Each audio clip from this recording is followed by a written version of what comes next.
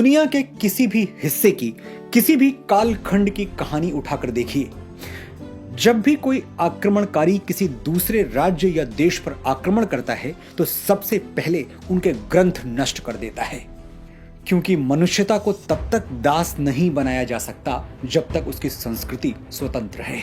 जब तक जड़ें जीवित हैं, डालियां काटने से कुछ नहीं होगा। एक कट जाएंगी तो 100 वापस आ जाएंगी। कॉलोनियल पावर्स ये बात अच्छी तरह समझते हैं, इसीलिए पहला हमला किताबों पे होता है। किताबें जला देना अपराध है, लेकिन उससे भी बड़ा अपराध क्या है जानते हैं? किताबों में कुछ अशोभनीय और असत्य से भरे हुए पन्ने, कुछ प्रसंग जोड़कर उनकी पवित्रता को खंडित कर देना। श्री वाल्मीकि रामायण के साथ भी षड्यंत्र हुआ है। मैं श्री राम का भक्त हूं, आप भी जरूर होंगे, लेकिन आज ये वीडियो मैं भक्ति के आधार पर नहीं, तर्क शक्ति के आधार पर बना रहा हूं। आज मैं और आप मिलकर ये समझने का प्रयास करेंगे कि क्या सचमुच श्री राम ने अपनी गर्भवती पत्नी देवी सीता को किसी के कहने पर निर्वासित किया था, वनवास दिया था। मेरा ये वीडियो कहीं सुनी बातों पर नहीं, सत्य की गहरी खोज और शोध पर टिका हुआ है। एक एक बात जो मैं इस वीडियो में कहने वाला हूं वह सैकड़ों पुस्तकों का, ग्रंथों का निचोड़ है। मैं ये मानता हूं कि मेरा ज्ञान सीमित है, लेकिन असीम से जुड़ने की प्यास है मुझ में, और इसीलिए मैं एक ऐसे ज्ञान वृक्ष की छाया में बैठ पाया जिसने मेरी शंकाओं का जड़ से निवारण किया, शास्त्रों से साक्ष्य जुटाकर, पुराणों से गवाही दिलवाकर मेरे प्रश्नों का उत्तर दिया। इस ज्ञान वृक्ष का नाम है पद्म विभूषण जगतगुरु स्वामी रामभद्राचार्य जी। स्वामी जी ने वर्षों की तपस्या और परिश्रम से ऐसे अकाट्य साक्ष्य जुटाए हैं जो भगवान राम के चरित्र पर लगी हुई कालिमा को सदा सदा के लिए धुल देंगे। मैं आपको आमंत्रित करता हूं, अपना सारा ध्यान, सारी चेतना, सारी ऊर्जा कुछ मिनटों के लिए मेरी ओर मोड़ दें। मैं अपने हर वीडियो के बारे में ये नहीं कहता, लेकिन ये वीडियो अमूल्य है, असाधारण है, दुर्लभ है।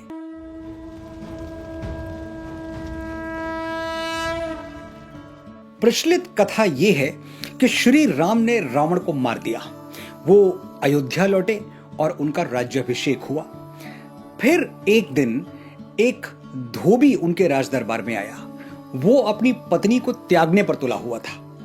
कारण उसकी पत्नी उसकी अनुमति के बिना 2 रातें घर से बाहर गुजार के आई थी। धोबी ने श्री राम से कहा कि मैं आप जैसा नहीं हूं कि पत्नी शत्रु के साथ रहकर आए फिर भी उसके चरित्र पर संदेह किए बिना उसे अपना लूं। ऐसा सुनकर श्री राम सोच में पड़ गए और अंततः प्रजा के सामने सही उदाहरण रखने के लिए उन्होंने सीता का त्याग कर दिया, उनको वन भेज दिया। यही कहानी हम बचपन से सुनते आ रहे हैं। गोस्वामी तुलसीदास ने मानस में भी ऐसा ही लिखा है। 80 के दशक में टीवी पर रामानंद सागर की जो रामायण दिखाई गई उसमें भी ऐसा ही दिखाया गया। जाहिर है जो बात इतनी बार दोहराई गई, इतनी बार सुनी गई, उस पर विश्वास ना करने का कोई कारण नहीं है। मैं भी वर्षों यही मानता रहा कि श्री राम ने मां सीता को त्याग दिया और यह उनकी बहुत बड़ी भूल थी। स्त्री जाति के प्रति उनका अनादर था। वाल्मीकि रामायण और रामचरितमानस के अलावा भी रामायण के लगभग 300 अलग अलग रूप हैं। रंगनाथ रामायण, अध्यात्म रामायण, कुमुदेंदु रामायण, राम अवतार चरितम, भावार्थ रामायण, जगमोहन रामायण, कंब रामायण, और सभी एक ही कथा को अलग अलग तरह से अलग अलग घटनाओं के माध्यम से सुनाते हैं। कहीं कुछ लिखा हुआ है तो कहीं कुछ और। राम की कथा ही नहीं, पात्रों के चरित्र और घटनाओं का स्वरूप भी एक दूसरे से काफी अलग है। तो सवाल यह है कि प्रामाणिक किसे माना जाए, सही कौन सी रामायण है? महर्षि वाल्मीकि श्री राम के युग में हुए थे।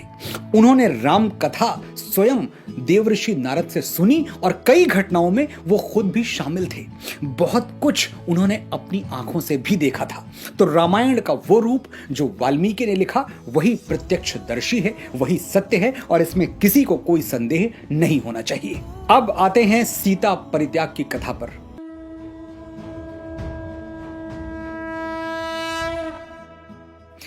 ये पूरी कहानी रामायण के उत्तरकांड में लिखी गई है। वो उत्तरकांड, ध्यान से सुनिएगा, वो उत्तरकांड जो ऋषि वाल्मीकि ने कभी लिखा ही नहीं था। बिल्कुल ठीक सुन रहे हैं आप। महर्षि वाल्मीकि ने उत्तरकांड कभी लिखा ही नहीं था। श्री वाल्मीकि रामायण में मूलतः सिर्फ 6 कांड हैं। बालकांड, अयोध्या कांड, अरण्य कांड, किष्किंधा कांड, सुंदर कांड और युद्ध कांड।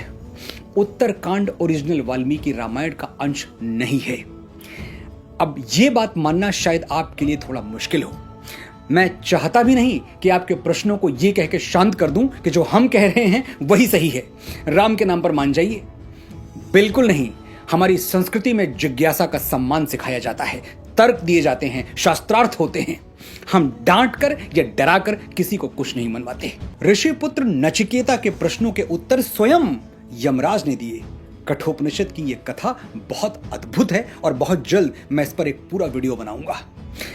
श्रीमद् भगवद गीता में अर्जुन की शंकाओं का समाधान भगवान कृष्ण 18 अध्यायों तक करते रहे। अर्जुन किसी बच्चे की तरह बार बार एक ही प्रश्न पूछता रहा, सिर्फ शब्द अलग थे, लेकिन कृष्ण पूरे धैर्य के साथ अर्जुन को उत्तर देते रहे जब तक कि अर्जुन की शंका का समाधान नहीं हो गया।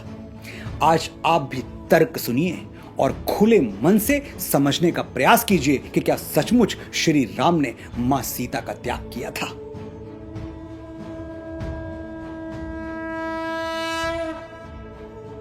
आपने अंग्रेजी के नॉवेल्स पढ़े होंगे।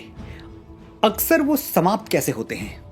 And they lived happily ever after. वो खुशी खुशी एक दूसरे के साथ रहने लगे। इसके बाद कहने के लिए कोई कहानी नहीं बचती।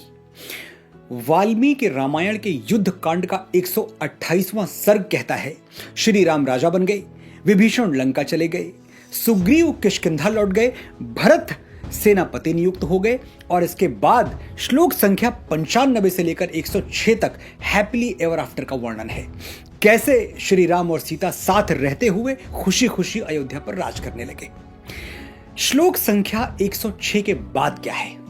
फलश्रुति। अब फलश्रुति क्या है?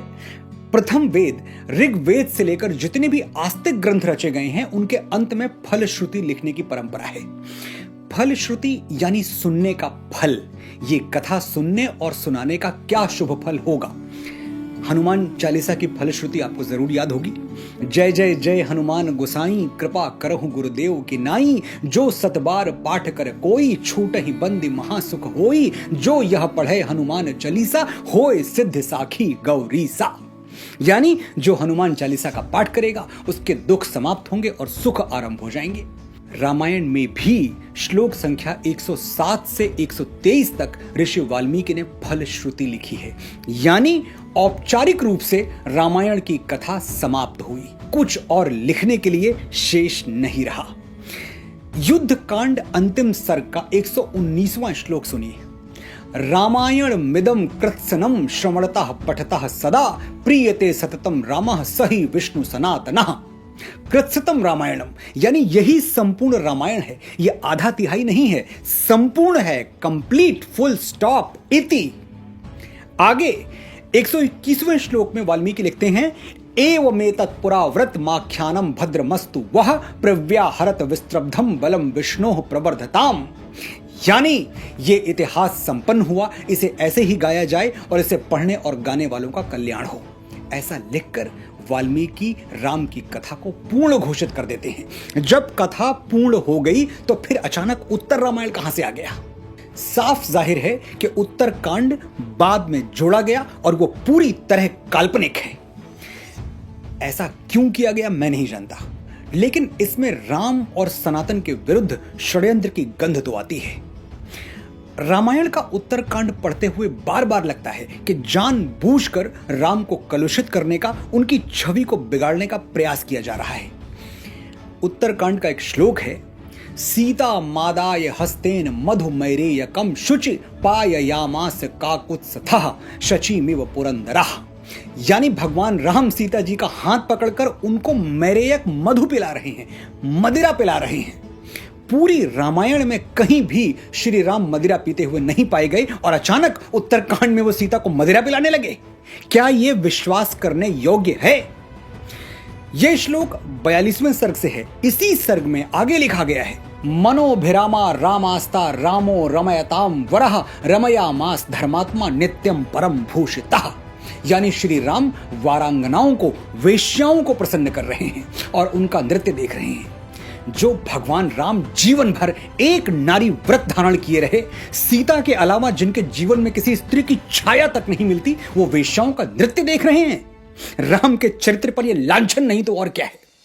और ये लांछन महर्षि वाल्मीकि क्यों लगाएंगे, जो राम को विष्णु से भी बड़ा मानते हैं, उनको महाविष्णु कहते हैं। युद्ध कांड में वाल्मीकि राम को भ्रातृभि सहिता श्रीमान कह के संबोधित करते हैं, यानी श्री कौन है? देवी सीता। वो हमेशा राम के साथ रही, तभी वो श्रीमान कहलाए। हमेशा राम के साथ रही, ध्यान दीजिएगा। युद्ध कांड के 128वें सर्ग में वाल्मीकि साफ साफ लिखते हैं कि भगवान राम ने सीता जी के साथ हजारों वर्षों तक अयोध्या पर राज किया और सैकड़ों अश्वमेध यज्ञ किए। राज्यम 10 सहस्त्राणि प्राप्य वर्षाणि राघवः शताश्वमेघा ना जन्हे सदस्वान भूरि दक्षिणान। जब हजारों वर्षों तक राम सीता के साथ रहे तो वनवास कब दिया? लेकिन यह तो सच है कि अग्नि परीक्षा मां सीता ने दी थी, अयोध्या में नहीं, लंका में। सीता ने रावण वध के बाद अपने निष्कलंक सतीत्व का उदाहरण प्रस्तुत करने के लिए अग्नि परीक्षा दी थी, ना कि राम का संदेह दूर करने के लिए, क्योंकि राम को तो कभी अपनी सीता पर संदेह था ही नहीं। युद्ध कांड के 116वें सर्ग में सीता जी कहती हैं, यथा में हृदयम नित्यम नाप सरपति राघवात तथा लोकस्य साक्षी माम सर्वतः पातु पावकः। यदि मेरा हृदय एक क्षण के लिए भी श्री राम से अलग नहीं रहा तो संपूर्ण लोगों के साक्षी अग्निदेव मेरी रक्षा करें। ये कहकर मां सीता अग्नि में प्रवेश कर गईं और ये अग्नि परीक्षा तीनों लोगों ने देखी। ददृशुस्ताम विशालाक्षीम पतनतीम हव्यवाहनम सीताम सर्वाणि रूपाणि रुक्म वेद निभाम तदा। यानी विशाल नेत्रों वाली सीता जी को अग्नि में प्रवेश करते हुए सर्वाणि रूपाणि ददृशु, संपूर्ण रूपवान व्यक्तियों ने देखा। यदि संपूर्ण व्यक्तियों ने, सबने देखा, तो क्या उस धोबी ने नहीं देखा होगा? सबने देखा कि सीता जी ने अग्नि में प्रवेश किया और उनकी साड़ी का एक सूत भी नहीं जला। देवता, गंधर्व, मानव, कोई ऐसा नहीं था जिसने सीता की अग्नि परीक्षा ना देखी हो, ऐसा वाल्मीकि ने स्पष्ट शब्दों में लिखा है। यानी मां सीता की पवित्रता में संदेह की कोई जगह ही नहीं छोड़ी गई, जो अयोध्या वापस लौटकर कोई उनके सतीत्व पर सवाल उठाए। अग्निदेव ने स्वयं प्रकट होकर श्री राम से कहा कि सीता में कोई पाप या दोष नहीं है, राम आप इन्हें स्वीकार करें। और भगवान राम ने अग्नि के सामने प्रतिज्ञा ली, विशुद्धा त्रिषु लोकेषु मैथिली जनकात्मजा न विहातुम मया शक्या कीर्तिरात्मवता यथा। हे अग्निदेव, मैं आपको वचन देता हूं कि जैसे एक यशस्वी व्यक्ति अपनी कीर्ति का त्याग नहीं करता, मैं जीवन भर सीता का त्याग नहीं करूंगा। राम सीता को अपनी कीर्ति मानते थे, इतना आदर देते थे। आप खुद सोचिए, अग्निदेव के सामने जीवन भर सीता के साथ रहने का वचन देने वाले राम क्या किसी के कहने पर उन्हें त्याग देंगे? वो राम जिनके लिए वचन का मूल्य प्राणों से बढ़कर था। रघुकुल रीति सदा चली आई, प्राण जाए पर वचन न जाई। जो अपने पिता के दिए हुए वचन का मान रखने के लिए राजपाट त्याग कर वनवासी बन जाते हैं, वो स्वयं अपने वचनों की रक्षा के लिए क्या नहीं कर सकते, ये सोचिए। मैंने अपनी बात साक्ष्यों, संदर्भों और सबूतों के साथ कह दी। अब आपको कहना है, जब भी कोई सीता परित्याग को लेकर आपके सामने श्री राम के चरित्र पर प्रश्न उठाए, आपको कहना है कि यह झूठ है, छल है, धोखा है और आप इस कपट का सच जान चुके हैं। आपको कहना है कि श्री राम और सीता सिर्फ एक बार अलग हुए थे, जब रावण ने मां सीता का हरण किया था।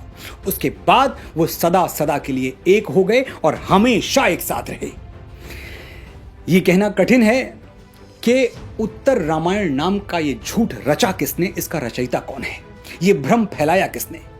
लेकिन शोध करने वाले मानते हैं कि लगभग 2500 साल पहले जब भारत भूमि पर कुछ और भी धर्म पनपने लगे, तब हमारे सनातन ग्रंथों के साथ बड़ी मात्रा में छेड़छाड़ हुई। लक्ष्य था सनातन को छोटा बताकर बाकी धर्मों को बड़ा करना, उनको स्थापित करना। एक सीमा तक यह षड्यंत्र सफल भी हुआ, लेकिन एक दिन हर झूठ से पर्दा उठता है। ये नया भारत है, इसके पांव धरती पर और आंखें आकाश पर हैं। ये भक्ति भी जानता है और तर्क शक्ति भी। यहाँ हर धर्म के लिए जगह है, आदर है, सम्मान है, लेकिन सनातन पर उठने वाली उंगलियां हम और सहन नहीं करेंगे। जय श्री राम, जय मां सीता, जय भारत।